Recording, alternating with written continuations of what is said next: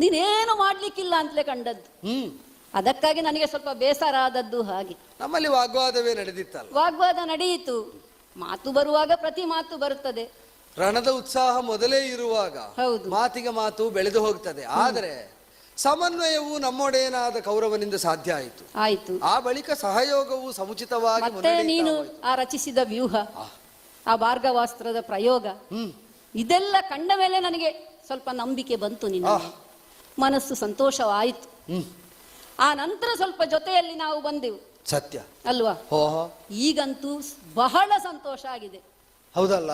ನೀನು ಈ ಒಂದು ಸರಳನ್ನು ಹಿಡಿದು ಗುರಿ ಇಟ್ಟ ಮೇಲೆ ನನ್ನಲ್ಲಿ ಸಂವಾದಕ್ಕೆ ತೊಡಗಿದ್ದಲ್ವ? ಹೌದಪ್ಪ. ಗುರಿ ಯಾವುದು ಅಂತ ನಮಗೆ ಸ್ಪಷ್ಟ ಉಂಟು. ಈಗ ಈ ಮಾರ್ಗಣವು ಆ ಮಾರ್ಗವನ್ನು ತೋರಿಸ್ತಾ ಉಂಟು. ಈ ಮಾರ್ಗದಲ್ಲಿ ಇದು ಹೋಗುವುದು ಅಂತ. ಹೌದು. ಆದ್ರೆ ಈ ಸರಳಿನ ಬಗ್ಗೆ ನೀನು ಆಗ್ಲೇ ಹೇಳಿದ್ದೀಯಲ್ಲ ಅಲ್ವಾ? ಇದು ಏನೆಲ್ಲ ಮಾಡಬಹುದು ಅಂತ ಹೇಳುವುದು. ನೀನು ಹೇಳ್ತಾ ಇದ್ದಿ, ಸಾವಿರ ಕೃಷ್ಣರು ಬರ್ಲಿ, 100 ಅರ್ಜುನರು ಬರ್ಲಿ, ನನಗೆ ಲೆಕ್ಕವೇ ಅಲ್ಲ ಅಂತ. ಅದೀಗ ನಾವಾಗ ಹೊಡ್ಕೊಂಡ ಹಾಗೆ. ಹೌದು. ನಾವು ಪರಸ್ಪರ ವಾಗ್ವಾದದಲ್ಲಿ ತೊಡಗುವಾಗಲೂ ನಿಂದಿಸ್ತಾ ಇರುವುದು ಎಂತಹ ಶಲ್ಯರನ್ನು ಅಂತ ಕಲ್ಪನೆ ಇರುವುದಿಲ್ಲ.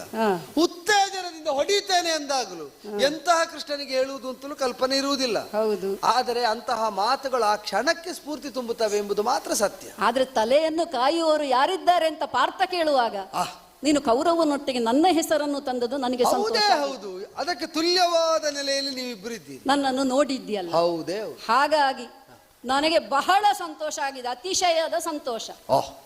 ಇವತ್ತು ನನ್ನ ಶಬ್ದಕೋಶದಲ್ಲಿ ಏನೆಲ್ಲ ಹೊಗಳಿಕೆ ಉಂಟು ಅದನ್ನು ನಾನು ನಿನಗೆ ಅರ್ಪಿಸ್ತೇನೆ.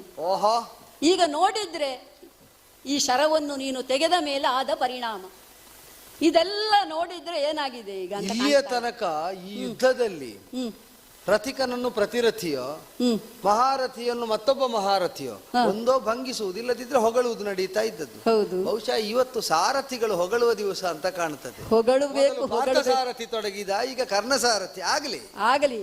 ಈಗ ಅವನು ನಿನ್ನನ್ನು ಹೊಗಳಿದ್ದಾನೆ, ಅದು ದೊಡ್ಡ ವಿಷಯ ಅಲ್ಲ. ನಾನು ಹೊಗಳುವುದು ದೊಡ್ಡ ವಿಷಯ. ಹೌದು, ಯಾಕೆಂದ್ರೆ ಅವನನ್ನು ಹಾಗೆ ವಿರೋಧಿಸಲು ಇಲ್ಲ. ಹೌದು. ಆದ್ರೆ ನೀ ಪ್ರಬಲವಾಗಿ ವಿರೋಧಿಸಿಯೂ ಇದ್ದಿ. ವಿರೋಧ ಹೊರಟಿಂದಲೇ ಹೊಗಳಿಕೆ ಬಂದ್ರೆ ವಿಶೇಷ. ವಿರೋಧಿಸಿದವನೇ ಈಗ ಹೊಗಳುವುದು. ಈಗ ಸಮಸ್ತ ಭೂಮಂಡಲ ಆ ನರನ ಪಕ್ಷದಲ್ಲೇ ಇದ್ರು, ಅಂತರಿಕ್ಷ ಮಾತ್ರ ಈಗ ನಿನ್ನ ಪಕ್ಷದಲ್ಲೇ ಅಂತ ಕಾಣ್ತದೆ ನನಗೆ. ವಿರೋಧಿಗಳಾದವರನ್ನು ಅಲ್ಲಿಂದಲೇ ಗಮನಿಸುವುದಕ್ಕೆ ತೊಡಗಿದ್ದೆ. ನೋಡು ಹೇಗೆ ಆ ಕೆಂಪು ನಿನ್ನ ಮುಖದಲ್ಲಿಯೂ ಹೊಳೆಯುತ್ತಾ ಇದೆ. ಅದಕ್ಕಾಗಿ ನಿನ್ನನೀಗ ಹೇಗೆ ಕರೆಯುವುದು ಗೊತ್ತುಂಟ? ಅಂದ್ರೆ ಅದೇ ಹೆಸರು ಸರಿ ನಿನಗೆ. ಎಲೆ ಭಾನುಜಾತಕ್ಕೆ ಅಸ್ತ್ರದ ನೆಲೆಯನು ತಿಳಿಯದೆ ನೀ ಹೂಡಿದೆ. ಭಾನುಜಾತ